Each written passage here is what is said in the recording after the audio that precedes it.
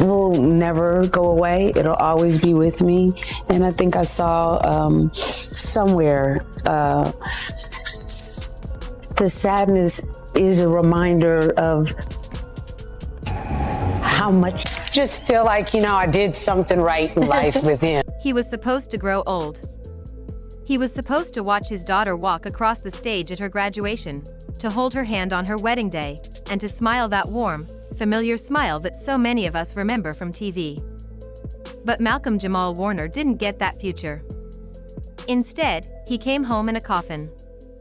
Now, the truth about what really happened to him is buried under layers of lies, money, and silence. The last time the world saw Malcolm alive, he was laughing. A small flower was tucked behind his ear, a gift from his daughter for his birthday. "There's always a reason to smile," he had said that morning. Hours later, that smile was gone forever. The official story was neat and simple: an accidental drowning. Authorities claimed his daughter wasn't even in the water. But people who were there tell a very different story, one where Malcolm fought against a dangerous current, battling to save his little girl's life. They say it was the final act of a father who would give everything for his child. And yet, that part of the story vanished. Gone from the reports. Erased. Why would officials remove the most heroic part of his last moments? And why, within 24 hours of his death, did his wife allegedly transfer more than $12 million in assets into her own name, block his daughter from saying a final goodbye, and refuse to allow an autopsy? Then came Regina King, the woman Malcolm once loved deeply. She didn't scream accusations. She didn't call anyone out by name.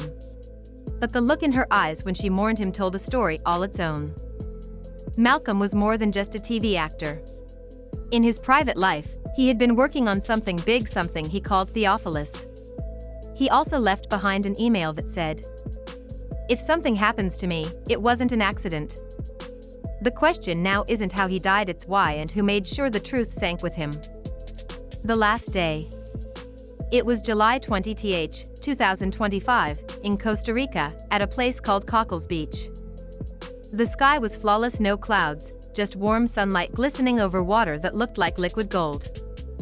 That morning, Malcolm recorded a short video for his fans.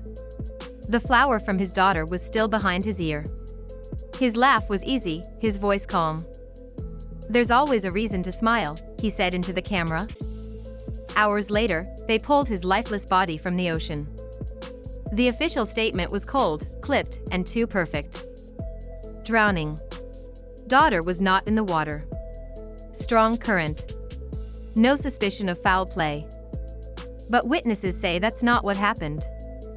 One surfer swears he saw a young girl, Malcolm's daughter, trapped in the current, struggling and striking the water in panic. Without hesitation, Malcolm plunged in after her, swimming against the pull of the waves. Another bystander says the girl was later treated on the beach by the Red Cross, and that Malcolm was pale and barely breathing when rescuers tried to save him. So why erase those details? Because stories of heroes raise questions. And questions are dangerous for people who want a tragedy to be neat and quiet. The money moves. Less than a day after Malcolm's death, while fans were posting old clips and his daughter was crying herself to sleep, his wife was reportedly on the phone not to funeral directors, but to lawyers and bankers. By the next day, control over his estimated $12 million estate had shifted entirely to her. And then came the push for a fast cremation. No autopsy. No toxicology test. No time to examine his body for injuries that might have told a different story. Why would a grieving spouse rush to destroy the only evidence that could prove what really happened? Because ashes can't talk. Regina King's shadowed goodbye. Regina King wasn't just a colleague, she had once been Malcolm's partner in life. They were two celebrated black actors, loved by audiences, admired for their work, and seemingly destined to build a life together. But one Valentine's Day, Malcolm abruptly ended their relationship, leaving Regina shocked and without closure. A year later, tragedy struck her own life. Her only son died by suicide. She once said, "Grief is love with nowhere to go." When Malcolm died, the world waited for her to speak. She did, but not in the way people expected. She posted a photo of him riding a bike and wrote, "Some people leave a mark not just for who they were, but for the energy they brought. Ride in power. No anger. No accusations." But those close to her say there was weight in her silence, something unspoken, something she wasn't ready to share. The files called Theophilus. Before his death, Malcolm had been quietly working on something he named Theophilus, a clever play on Theo, the character he played on The Cosby Show, and a coded label only his most loyal fans might notice. A leaked email revealed that Theophilus wasn't just a name, it was an encrypted folder filled with documents and evidence. According to the email, the contents could change how people view some of the most powerful figures in entertainment. Malcolm warned, "If something happens to me, it wasn't an accident." Speculation exploded online. Some claimed the files contained proof of financial crimes by major Hollywood studios. Others believed they linked celebrities to offshore accounts funding darker activities. The most extreme theory was that the documents tied several high-profile names to a decades-old cover-up. Strange behavior in the final weeks. Those close to Malcolm say he became more withdrawn in the months leading up to his trip. He spoke less in interviews. He would smile but dodge questions. And he posted cryptic messages about truth, danger, and legacy. According to one friend, he even said, "There are some things you can't unknow. Once you learn them, you either share them or you carry them." Days before leaving for Costa Rica, he reportedly told a confidant he had something ready to release, something that, once made public, could never be buried. But he never got the chance. The disappearance of evidence. After his death, several of his friends were visited by officials, not police, not FBI, but unidentified people who asked pointed questions about his hard drives, his phone, and his laptop. According to his wife, all three were gone. The hard drives vanished, the phone was wiped, and the laptop was missing. Convenient. Too convenient. But digital traces are hard to erase completely. Some believe Malcolm left behind a backup somewhere no one has found yet, a hidden key to everything he was working on.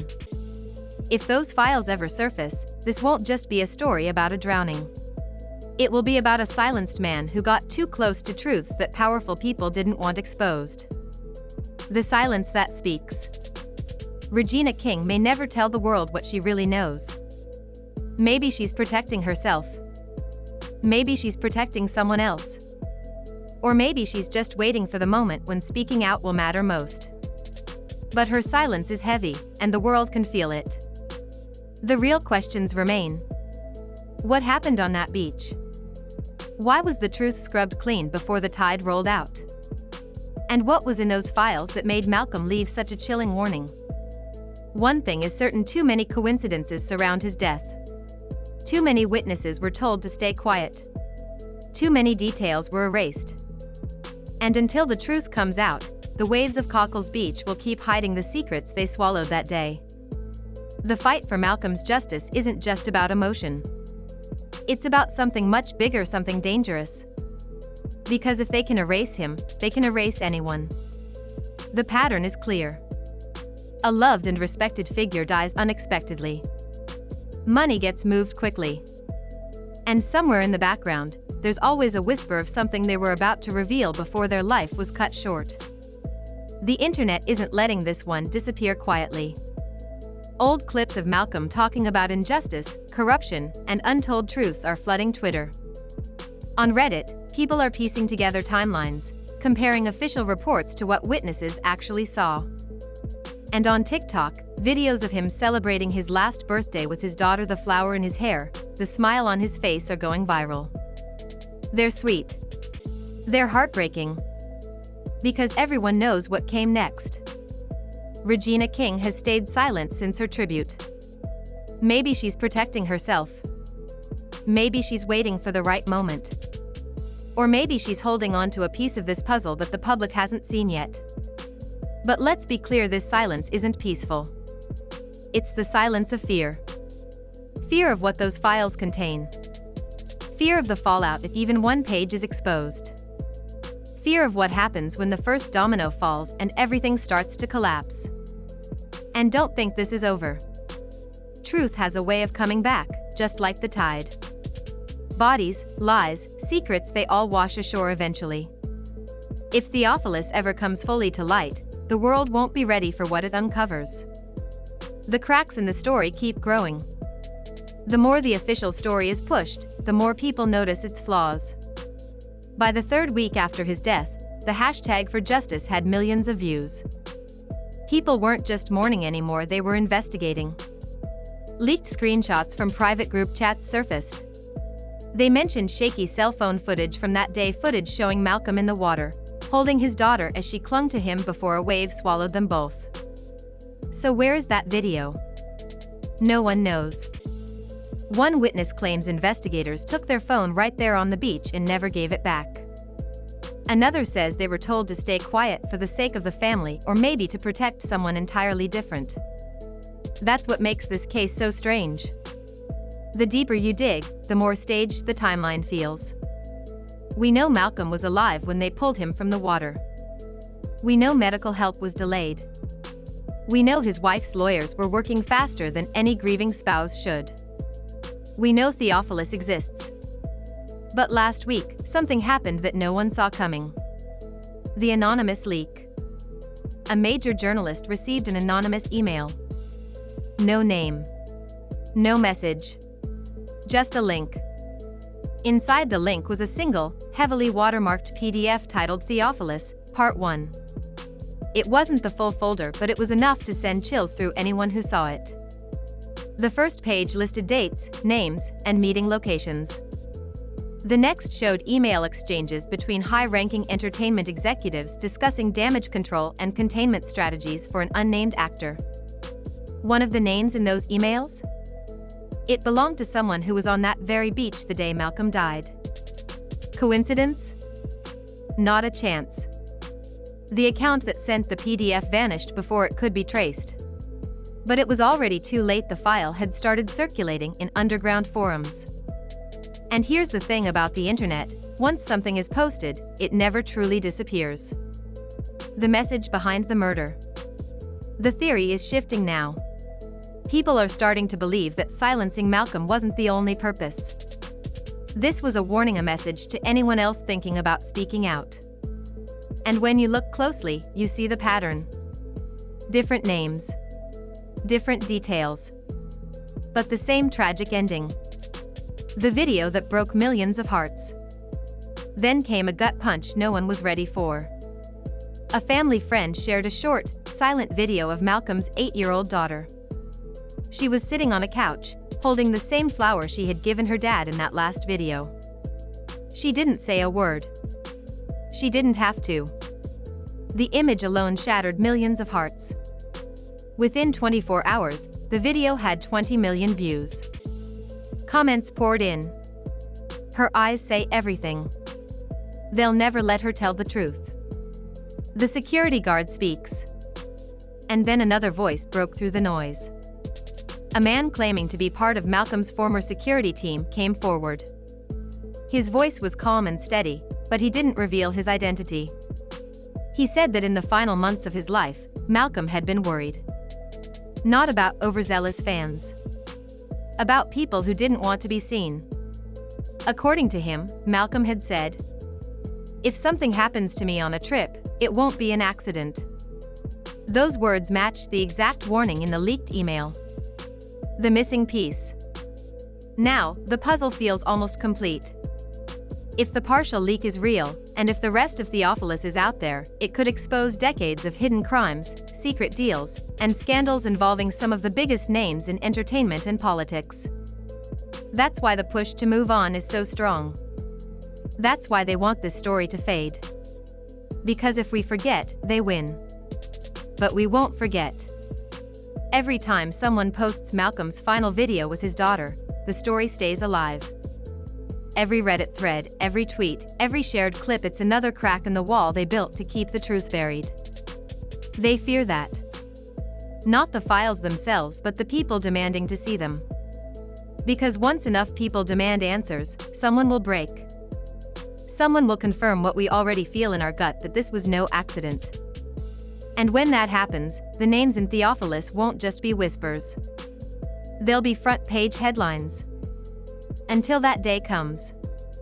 For now, we're left with the images burned into our minds. The little girl clutching the flower.